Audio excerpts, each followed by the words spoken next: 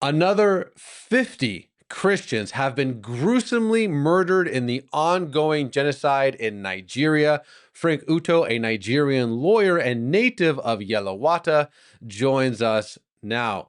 Frank, these 50 that have been killed recently, you were talking with me before we got started about the manner in which they were killed. It wasn't, a bomb or something. This was a gruesome event. Can you tell me how these 50 people died?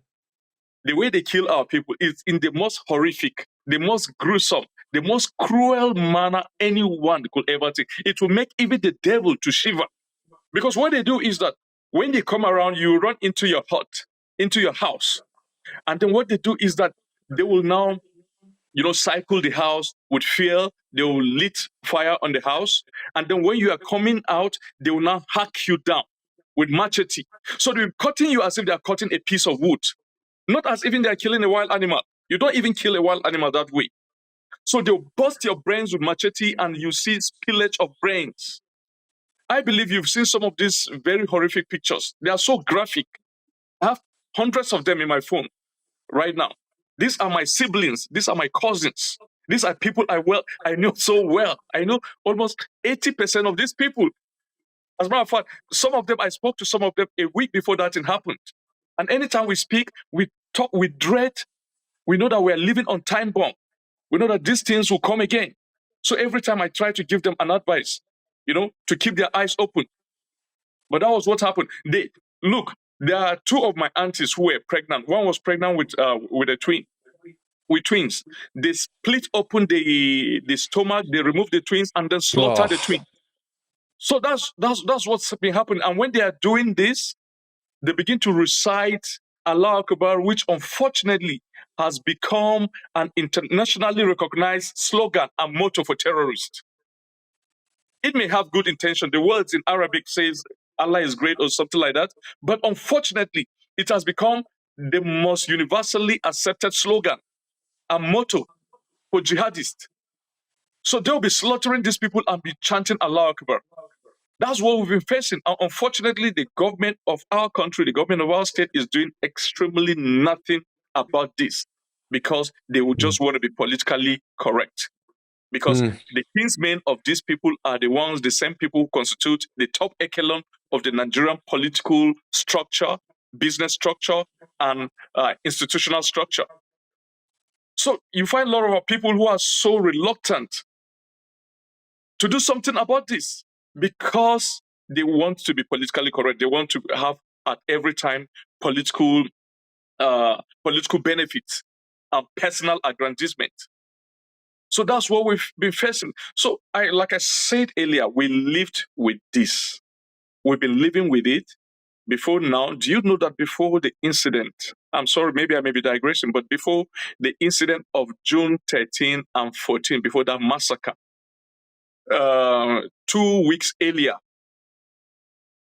a retired army officer in my own village of Yerwata, who was my late father's very close friend, was in his compound just going through his phone that night. And because of the beam, the light of the phone, was shining on his face, these jihadis came to his compound, shot him on the leg, so he ran into his room. So, we're very poor people. Our houses are made from mud. We don't have houses made of strong bricks. So even when you kick the wall, it will break. So many of our houses, we don't even have window frames. So like in his own window frame, what was there was just a mosquito net. So when he fell into his room, they now went through the mosquito net, cut the mosquito net, went into the room, butchered him, butchered his son who was sleeping earlier, and butchered his wife. And then they took some stuff from the house. And do you know, the next day in Uday, a neighboring community to us, that's our ward headquarters, Uday, which was like 5 kilometers away from Yerwata, a village woman was going to the farm to fetch firewood, and she saw one of these jihadis, the Fulani, with blood stains on his clothes. So she went back and raised alarm to the village youth that she saw this Fulani guy trying to kickstart a motorbike that stopped. So he was trying to kickstart it, and when she walked past, she saw blood stains all over his body and even on the bike. So that is a ground for suspicion, of course. So immediately our youth ran to the place, met this guy, give him some little beatings, and they were able to extract confession from him. He confessed that they carried out an attack in Yerwata, that's my own village, which was like 4 kilometers away from the village he was caught. They carried out an attack on Yerwata the previous night.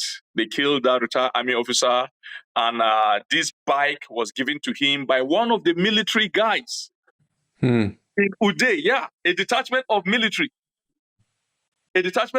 So one of them is his kinsman, is a fellow Fulani, is a Muslim officer. So the youth took the bike with him and went to where the military guys are stationed and accosted that particular military officer. His name is Suleiman, and said, "Look, this is what you've been accused of." So the Suleiman gave a very preposterous kind of excuse by saying he gave out the bike to this guy yesterday because the guy came here and said one of his brothers was bitten by a snake. And so he gave him the bike to take the brother to the hospital. Now you don't know that guy, but you've released your bike to him. Who is that his brother who was bitten by the snake?